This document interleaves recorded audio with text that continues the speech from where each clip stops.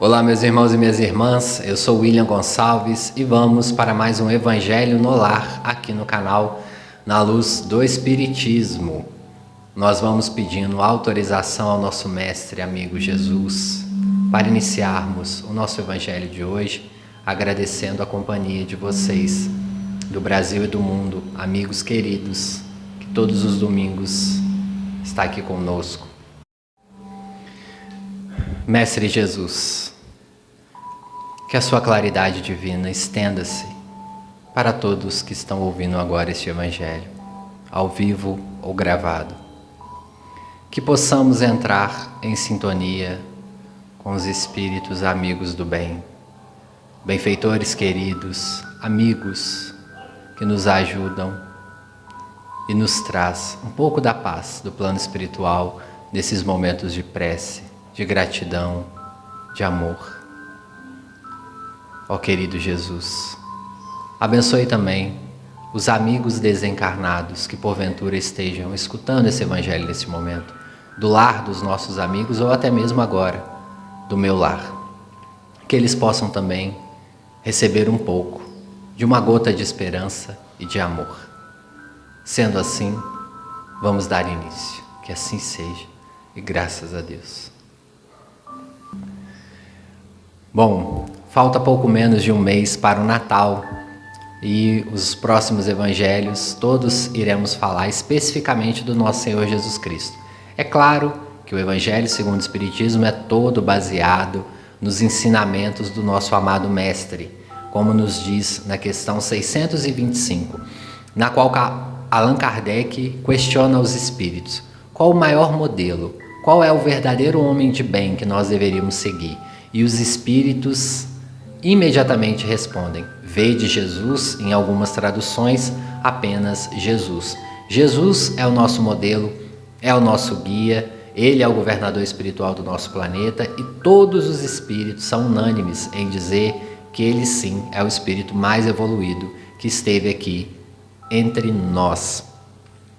Independente da região ou do país que não conhece Jesus, provavelmente sentiu seus ensinamentos através das vibrações de amor, de respeito, de carinho, ou conhece com outro nome, porque esse espírito crístico está em todos nós muito antes de nós começarmos a encarnar aqui neste planeta Terra. Lembrando que para nós espíritas não é importante a data, dia 24, dia 25, é apenas um número correto.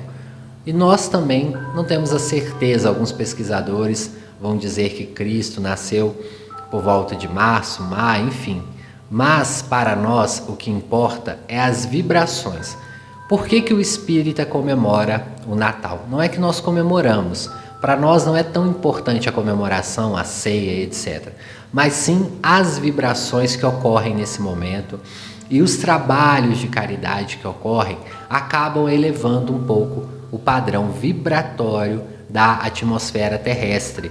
O próprio André Luiz fala no livro Nosso Lar que durante o mês de dezembro a colônia Nosso Lar fica com muitas vibrações, as flores ficam mais radiosas, há uma iluminação em todas as suas pétalas devido à atmosfera terrestre, porque mais pessoas fazem caridade, como eu disse, mais pessoas oram. Quem dera se nós estivéssemos todos os meses com essas vibrações, o que não ocorre. É claro que as vibrações negativas continuam, né? Seria hipocrisia dizer que não. Mas uma parcela maior da população acaba voltando-se para uma prece. E outra coisa também que acontece no Natal. Muitas pessoas que já perderam mães, pais, avós, tios, acabam também relembrando esses espíritos e enviando uma prece. E aí também esses espíritos recebem essa vibração, lembrando que o pensamento é transmitido, as nossas preces também são transmitidas e por isso que o Natal também é um momento importante. Sem contar também que está próximo aí a virada do ano, a gente tem novas renovações de votos, de caridade, de amor ao próximo, enfim.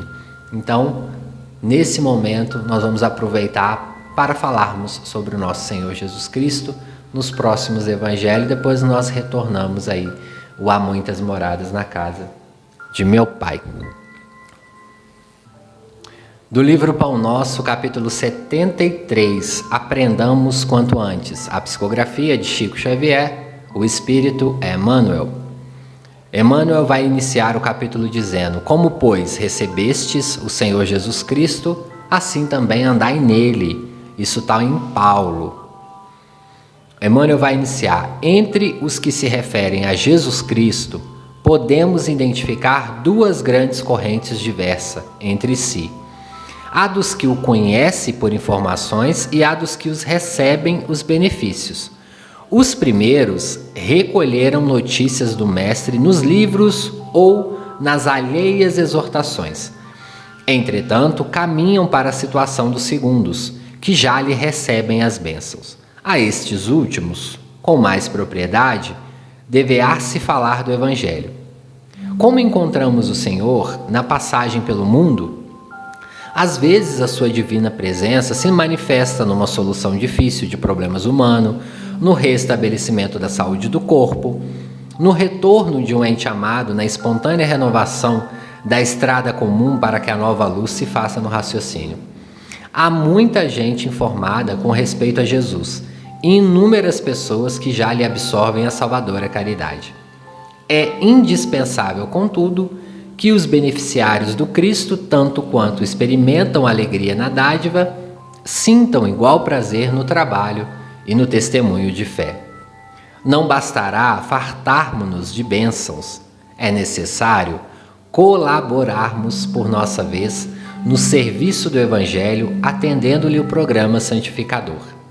Muitas recapitulações fastidiosas e muita atividade inútil podem ser peculiares aos espíritos meramente informados. Todavia nós, que já recebemos infinitamente da misericórdia do Senhor, aprendamos quanto antes a adaptação pessoal aos seus últimos desígnios.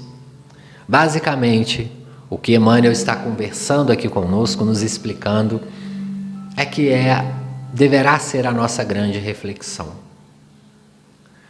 Cristo está conosco em todos os momentos, foi o que ele nos prometeu. Vinde a mim vós todos que estáis cansados, aflitos, sobrecarregados. Ele é o nosso exemplo, ele é o nosso modelo.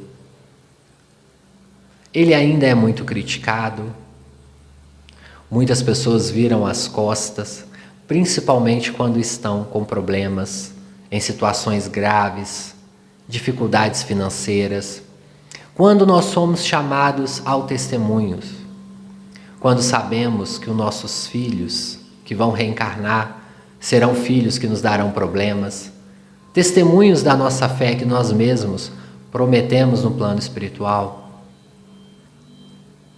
Quando somos chamados ao plano espiritual repentinamente, ou os nossos amigos, familiares, e que nos bate o desespero, ele não nos prometeu facilidade, ele nos prometeu o amparo, o apoio certo.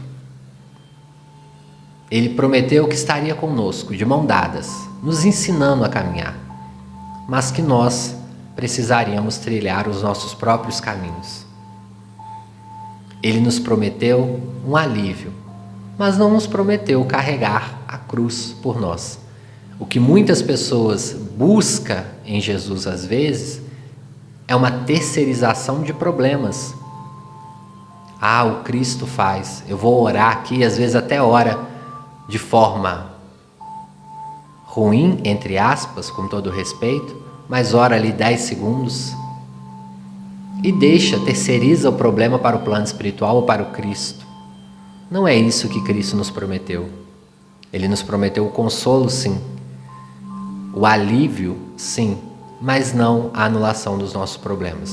Não que isso não possa ocorrer, ocorre quando nós temos méritos, quando nós sabemos também a identificação do problema e por que estamos com aquele problema. Vamos aprender a olhar também o Cristo de outro prisma, porque nós temos as nossas provas, as nossas expiações, deveremos passar por elas. temos também os nossos desafios pessoais, temos as nossas escolhas. E quantas vezes que nós, em momentos de felicidade, nos esquecemos também do plano espiritual, de agradecer. É isso que Emmanuel está dizendo, que muitas pessoas conhecem o Cristo da palavra, da leitura, das exortações, seja elas feitas por padre, pastor, palestrante espírita, enfim. Mas nós conhecemos o Cristo na prática. Nós temos essa capacidade de, nos nossos problemas, nos abraçarmos a Ele, quando o nosso mar está revolto, quando a tempestade chega até nós. Nós temos coragem de dar a mão com Ele e andarmos sobre as águas? Ou será que também nós somos homens, mulheres de poucas fé? Podemos ser, mas ainda há tempo de reconstruir essa fé. A leitura de hoje está no capítulo 1 do Evangelho segundo o Espiritismo, no item 3, o Cristo. Esse capítulo vai falar sobre as 3 revelações, a de Moisés, a do Cristo e a do Espiritismo, a aliança da ciência e da religião, as instruções dos Espíritos, a nova era, que já iniciou. O Moisés, hoje nós não vamos falar sobre Moisés, mas um breve resumo. Ele veio também para amaciar um pouco dos corações, tirar um pouco, limpar aquele terreno para o qual o Cristo iria trazer a sua boa nova. Além dele, veio outros missionários também, para trazer um pouco desse abalo, desse golpe na consciência que nós às vezes precisamos. É muito difícil, amigos, trazer uma nova ideia para a população. Cria-se uma resistência muito grande, podem se observar na atualidade. Quando surge uma ideia nova, recebem muitas críticas. As pessoas que não querem mudar são resistentes, criticam. Hoje em dia, com a internet, xingam, colocam a pessoa ao ridículo. Todas as ideias novas têm um período de adaptação. Isso na atualidade, que nós já estamos um pouquinho mais evoluídos. Agora vocês imaginam há 2, 3 mil anos atrás, quando Moisés começou a trazer a lei de amor. Isso tinha um grande desafio para a espiritualidade, e a espiritualidade tem uma organização muito grande para esses períodos. Não achem que nós estamos aqui jogados ao acaso. Há grandes espíritos evoluídos que trabalham junto com o nosso Cristo, ministros do Cristo, que ajudam Ele e que muitos encarnaram aqui na Terra.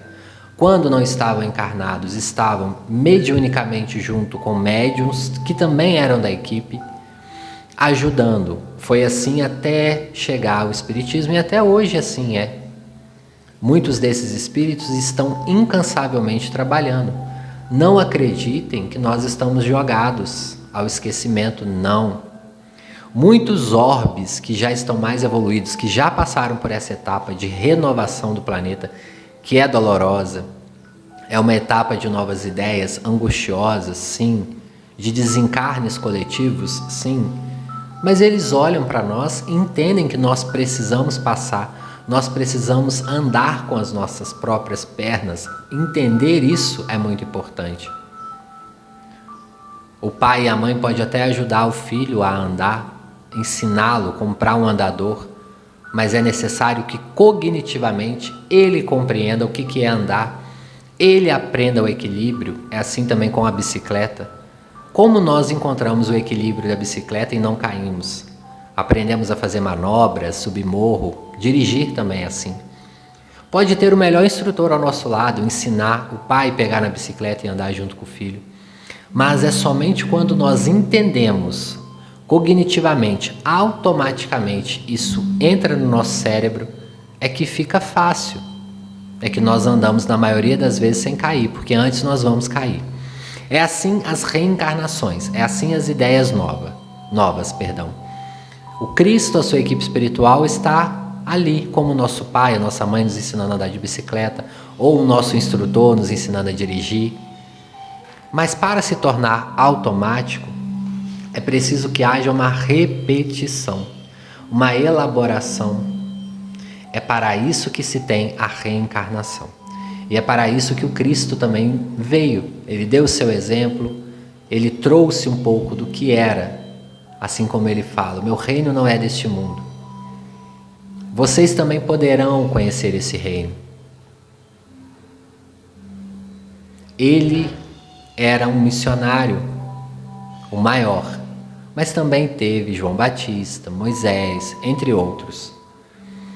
E hoje, como nós estamos falando do Cristo, eu vou ler um pedacinho desse item, o item 3, que vai dizer: Jesus não veio destruir a lei de Moisés, isto é, a lei de Deus. Ele veio cumpri-la, isso é, desenvolver, dar um verdadeiro sentido, adaptá-la ao grau de adiantamento dos homens. Por isso é que se nos depara nessa lei um princípio dos deveres para com Deus e para com o próximo, base da sua doutrina. Quanto às leis de Moisés, propriamente ditas, ele, ao contrário, as modificou profundamente, quer na substância, quer na forma, combatendo constantemente o abuso das práticas exteriores e as falsas interpretações. Por mais radical reforma, não podia fazê-las passar do que as reduzindo a essa única prescrição: amar a Deus acima de todas as coisas e o próximo como a si mesmo, e acrescentando: aí estão a lei de todos os profetas. Por essas palavras, o céu e a terra não passarão sem que tudo seja cumprido, até o último iota. Quis dizer Jesus ser necessário que a lei de Deus tivesse cumprimento integral, isso é, fosse praticada na terra inteira, em toda a sua pureza, com todas as suas ampliações e consequências, efetivamente de que serviria haver sido promulgada aquela lei, se ela devesse constituir privilégio de alguns homens ou sequer de um único povo, sendo filhos de Deus todos os homens, todos, sem distinção nenhuma, são objetos da mesma solicitude. Todos nós estamos sujeitos à lei de causa e efeito. Todos vamos passar por elas. Todos iremos ter os nossos resgates pessoal. E assim o Cristo também informava que essa lei abrangia toda a sociedade. Ele sabia que nós não mudaríamos de andar enquanto nós não evoluíssemos na coletividade e resgatássemos na coletividade.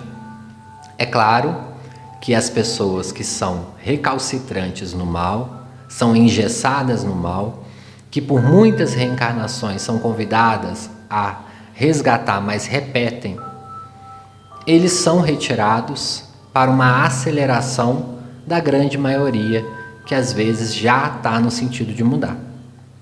Mas, até acontecer isso, há muita evolução, como nós já passamos. Hoje nós já podemos identificar que estamos numa nova etapa evolutiva. Ah, William, mas ainda temos doença? Temos. Ainda temos guerras? Temos. Ainda temos assassinatos? Sim, ainda temos e ainda continuaremos ter. Lembrando, pessoal, que toda evolução ela é lenta. Nós ficamos por séculos e séculos no mundo de provas e expiações. Nós vamos ficar muito tempo também no regeneração. Ainda não entramos, mas quando entrarmos, as coisas não vão mudar de um dia para o outro. São questões que vão passando ao longo dos anos, da renovação espiritual. Seremos um planeta regeneração bebezinho, recém-nascido. O recém-nascido ainda não consegue se alimentar com alimentos sólidos, ele ainda não consegue falar, ele não consegue fazer algumas elaborações mais grandiosas, ele ainda não reconhece o mundo à sua volta. E quando ele vai crescendo, ele vai explorando a casa ao engatear, ele vai desenvolvendo. Assim será o nosso planeta de regeneração. Não esperemos um planeta de regeneração como um homem maduro, no seu pronto desenvolvimento intelectual, tendo passado por várias escolas, faculdades, mestrados, etc., comparado ele com um bebê recém-nascido. Então nós não podemos viver de fantasias, de achar que tudo será resolvido da noite para o dia. Não é assim. Por isso, temos que persistir nas nossas fés. O testemunho do Evangelho, ele às vezes é árduo, mas é necessário. Para irmos para a finalização do nosso Evangelho de hoje, nós vamos ler um trecho, um capítulo do livro A Vida Escreve, do Francisco Cândido Xavier, pelo Espírito Hilário Silva. O capítulo é o 23 e chama Boca Torta. Um capítulo bem interessante aí para as nossas reflexões. Antes, eu vou esclarecer algumas dúvidas que eu recebi, às vezes, nos comentários. Vou aproveitar aqui o meio do Evangelho. Muitas pessoas questionam se podem fazer 2 evangelhos, esse aqui conosco e um individual com a sua família. Pode, pessoal, não tem contraindicação. Às vezes você quer fazer um mais reservado com a sua família, ler um capítulo do Evangelho, comentar e depois ouvir esse durante a semana, ou às vezes no carro enquanto você vai para o trabalho ou no ônibus, não tem problema. A nossa ideia aqui com esse Evangelho é também ensinar um pouco a vocês como vocês fazem, como vocês podem fazer o Evangelho na casa de vocês, e lendo os livros, comentando, fazendo uma prece, colocando uma música, algo que seja leve, natural, não pesado, não precisa passar de meia hora, sempre com prece, sempre irradiando no final para os amigos, para os familiares, para os vizinhos. É mais ou menos esse modelo. E esse Evangelho aqui pode continuar também sendo como modelo para vocês. Às vezes tem um dia que vocês estão sem inspiração para comentar, coloque. Às vezes cai o tema que eu falei aqui, também pode colocar. Tá? Não tem problema nenhum. Muitas pessoas também perguntam se podem ouvir depois de domingo. Pode, o Evangelho fica gravado justamente para isso. Às vezes vocês querem ouvir 1, 2, 3 vezes, não tem problema.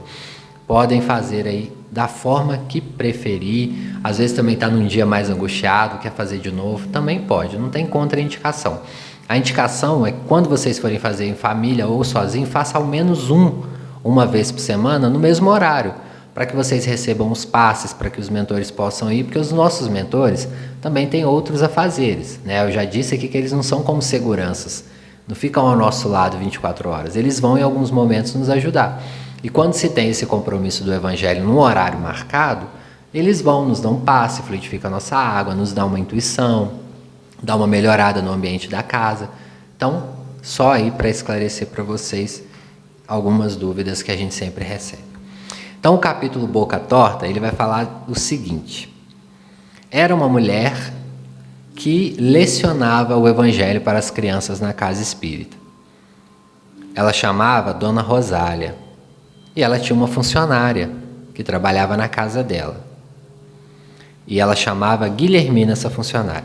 E antes de sair para a evangelização, ela falou com a Guilhermina: Guilhermina, por favor, reserve o doce para as visitas que eu estou esperando. Daí em instantes, Joaninha, a caçula da casa, foi até a copa e retirou da prateleira pequeno bolo que destinava a um colega que sempre lhe pedia merenda. E seguiu a mãezinha para a aula. A preleção do dia versava sobre a mentira, e perante mais de 30 crianças, Dona Rosália contou vários casos fatais de meninos mentirosos, como aquela história do garoto que enganava sempre a todos e acabou morrendo afogado, porque julgavam estivesse ele a brincar. A miúda assembleia escutava com assombro, e depois disso tudo, esclarecia a professora: sempre ouvi dizer que as pessoas mentirosas trazem defeitos na boca. Algumas perdem a língua, outros ficam de lábios tortos. Acabando a aula, todos os meninos estavam impressionados, chocados. De novo em casa, e ao tomar os chinelos para o descanso, a dona da casa é procurada por uma vizinha. Dona Rosália, desrespeitosa: Tia Cota mandou pedir à senhora um pedaço de goiabada, se a senhora tiver. Ah, minha filha, Dona Rosália responde, hoje nós não temos doce algum. Joaninha, porém, que ouvia em silêncio, falou de pronto: tem sim, mamãe. Ora essa. Disse a mãezinha desapontada: acaso teremos doce sem que eu saiba? Está no armário, vamos lá. Dona Rosália seguiu a filhinha e confirmou que realmente se enganara e, sorrindo, embora corada de vergonha, entregou toda a goiabada existente à vizinha, que se despediu com sincero agradecimento. Em seguida, a professora do Evangelho sentou pensativa. Mas ao vê-la num estado, a pequenina, que não passava dos 5 anos de idade, abeirou-se dela, abraçou-a e falou: Mãezinha, eu sei que a senhora não sabia onde estava a goiabada. Foi muito medo da senhora ficar com a boca torta. Dona Rosália, porém, afagou-a com mais carinho e falou: Não se preocupe, minha filha. Tudo está muito bem. Nossas visitas de hoje não terão doce, mas a sua mãe está com a consciência tranquila. Grande exemplo aí para nós do que Emmanuel falou na mensagem inicial. Pregarmos o Evangelho é muito fácil, executarmos ele em nossas vidas é um pouco mais difícil. Como Francisco dizia, nosso irmão Francisco de Assis, pregai o Evangelho o tempo todo, mas somente se necessário utilize as palavras. É muito mais difícil, é mais fácil nós falarmos. O que Emmanuel está falando na mensagem inicial foi exatamente isso.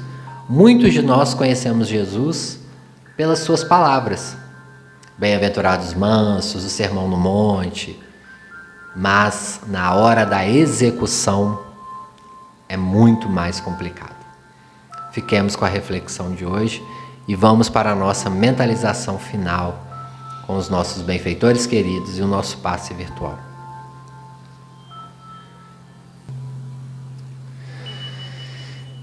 Pedindo a Jesus que esteja conosco neste momento. Vamos mentalizar também os médicos espirituais que trabalham no plano espiritual, os enfermeiros, os assistentes, todos aqueles que nos ajudam. Pedindo à equipe do irmão Dr. Bezerra de Menezes, a equipe da irmã Sheila, a equipe de Francisco de Assis,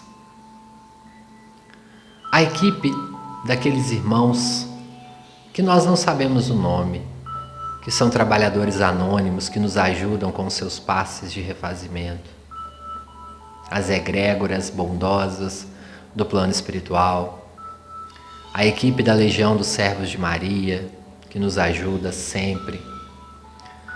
Que esse momento possa ser um momento vibracional de elevação. Vá sentindo o seu corpo um pouco mais leve, tranquilize os seus pensamentos, tenta não pensar em nada agora. Foque numa luz, numa pequena luz irradiando, no ponto central, entre os seus olhos, acima do seu nariz. Ela vai irradiando lentamente, vai tranquilizando o seu corpo, acalmando, equilibra a sua respiração, e que nessa luz ela vai aumentando, vai formando um rosto. Identifique esse rosto. Pode ser que ele seja do seu mentor, da sua mentora, ou dos espíritos que estão te ajudando neste momento.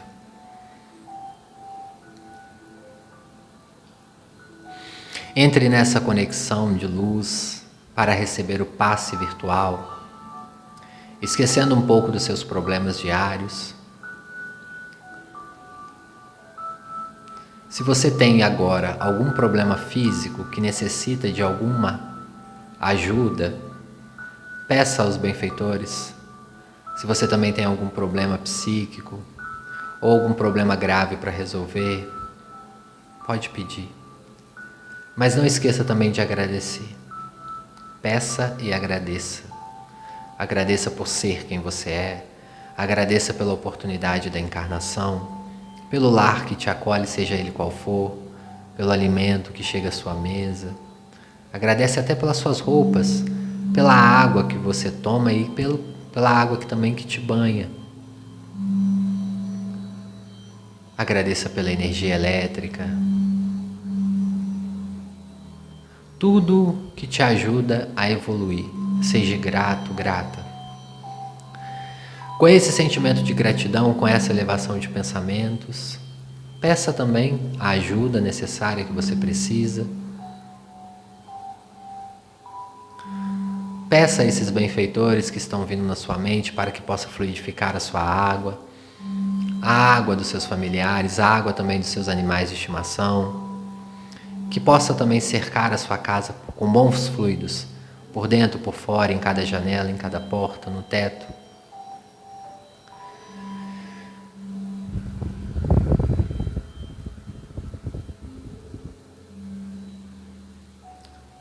E como sempre também, vamos trazer para esse momento de passe virtual algum amigo ou amiga, irmão, irmã, vizinho, familiar que esteja necessitando, encarnado ou desencarnado.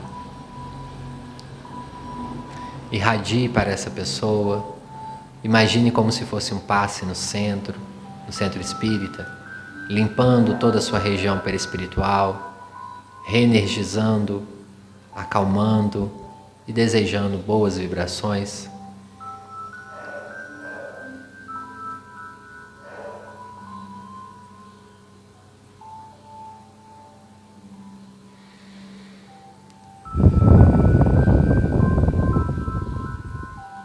Se você também sabe de alguém que está agora em UTI, CTI, internados em hospitais, irmãos ou irmãs que estão em clínicas de reabilitação de álcool ou outras drogas, envie para essas clínicas, para esses irmãos necessitados.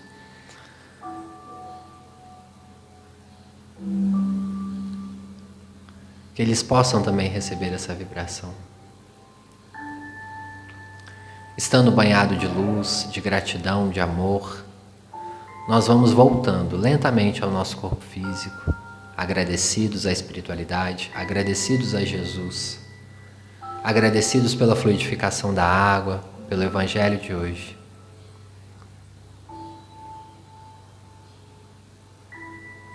Com os pensamentos mais leves, menos acelerados, com muita gratidão, nós vamos pedindo autorização para encerrar. Vá sentindo as suas mãos, os seus pés, mexendo lentamente, sentindo a sua realidade, agradecendo. Agradeça a equipe que você sentiu que foi aí, ou a de Bezerra, ou a da irmã Sheila, Francisco de Assis, Legião dos Servos de Maria. Agradeça. Muito obrigado, equipes que nos ajudam sempre. Gratidão. Senhor Jesus, nós vamos seguindo para o encerramento desse Evangelho, agradecendo por cada um que esteve aqui, encarnado ou desencarnado, e nos ilumine a nossa semana, nos dá força, bom ânimo, direciona, guia os nossos passos, abençoa também na execução dos propósitos que nós temos nessa encarnação, abençoa o nosso lar, Jesus, abençoa também todos os nossos amigos, as pessoas que estão à nossa volta, que nos faz evoluir. Muito obrigado, que assim seja e graças a Deus. Vamos para os nossos abraços finais. Um grande abraço para o meu amigo Marcos Paulo, do Rio de Janeiro. Sua cachorrinha Granola. Vibrações aí para vocês. A Maria do Socorro Cordeiro, de Campina Grande. Um grande abraço. Tatiane Marques, que está sempre aqui junto conosco.